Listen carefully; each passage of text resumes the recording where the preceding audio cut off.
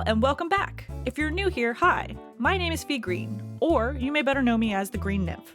By day, I'm a full-time graphic designer who works on board games, and by night, I'm an illustrator and merch maker.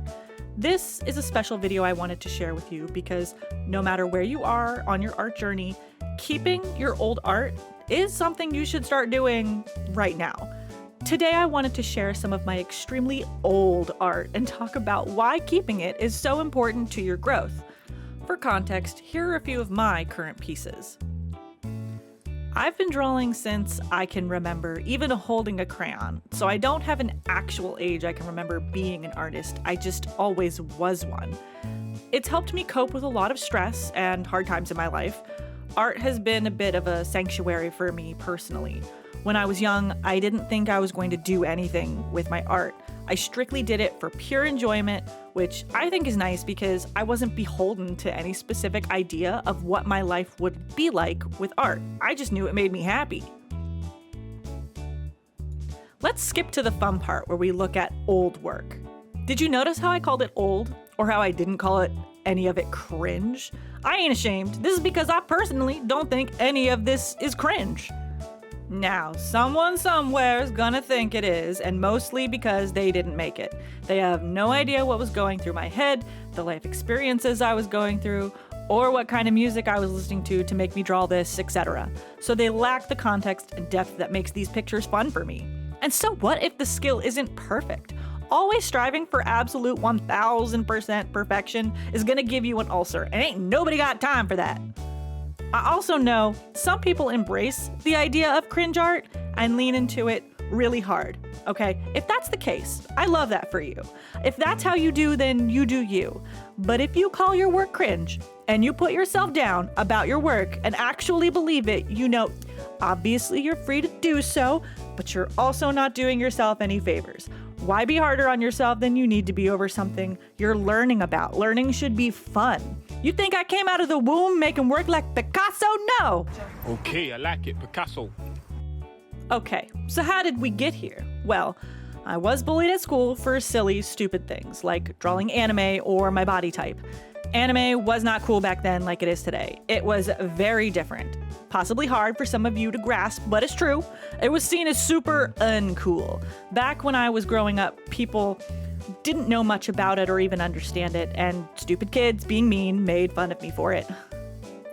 As I got older and the bullying and social exclusion got a bit worse, I would hold up in my room or my grandparents' basement and draw for hours to try to escape those negative feelings I couldn't process properly and instead process them through art. Being alone with my imagination and thoughts on paper becomes so much more comforting to me than trying to fit in with people that just didn't understand me at all or my creativity. I have so many more pieces I've kept, but what's in this box is extra important to me. Well, I should say my mom kept this box safe for me over the years. Love you, Mom. Because I let most of my work fly all over the place. I just wasn't consciously thinking I should keep half of it. I was only focused on making it. But I'm so happy I get to look back at the work I did all those years ago because it just brings me back to myself. Some of them were when I was 13 or 15, just coming into my style. The biggest thing I want people to understand is that you will never make those marks again in your life. And what I mean by that is those drawings that were done by, say, a 13-year-old you will never be drawn by a 13-year-old you ever again. Time only moves forward. I mean, y'all know that. But that mark you made with your hand at that specific time can never be recreated at 23 or 24. All right. Technically, yes, you can make the same mark in the same shape and style, but it doesn't hold the same history as when you laid that mark back then.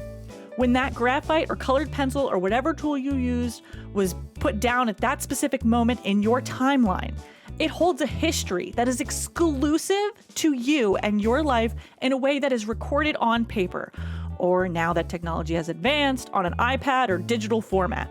It is a piece of your soul recorded. And this isn't just for the youngins. This is also for the adults in the room too. If you're saving something at 25 and looking at it at 35, it's the same deal. You may feel like that work doesn't hold a purpose for you anymore, or you've outgrown it, and that may be true, okay? That may be true.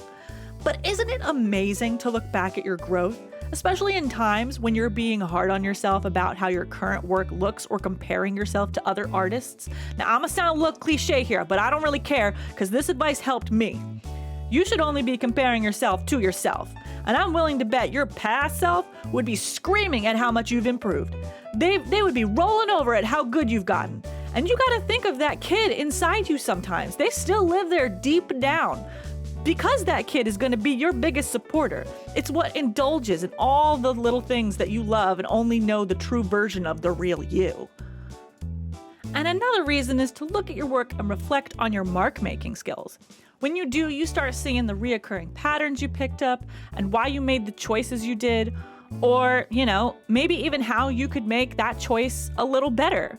When I was going through my old art here, I saw that there were some things I draw exactly the same way today, okay? And then there are times when I studied and found better ways to draw it. It's like taking a peek inside your own brain, and it can be pretty mind-blowing when you really start to look back and analyze the work you've made. There are parts of these drawings I'm not thrilled with and don't like, but then there are other parts where I'm like, yeah, I like the way I did those eyes, or I like the way I made that character's expression, or the colors in this be poppin'. Even if I don't like the entire piece as a whole, it boils down to learning about yourself, learning about the way you personally make marks and interpret the world around you through art. The more you learn about yourself, the more confident you can become in future mark-making choices. And at the very least, if you don't want to keep them in this entire video, you're like, bruh, I will not keep my old art. This is stupid. You can't make me. At least take a picture of them and store them away. It doesn't need to be everyone.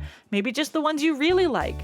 None of you gotta listen to me, okay? I know this. But for that kid inside you, I really hope you treat them right and keep some of that work. Okay, so I got a little bit too passionate about this. I can see that. It ain't that serious. I understand. I just think it's such a beautiful learning experience for an artist to keep old work. All right, well, anyway, if you want to support what I do or just see more art content, I have all my links in the description box below. Until next time, y'all.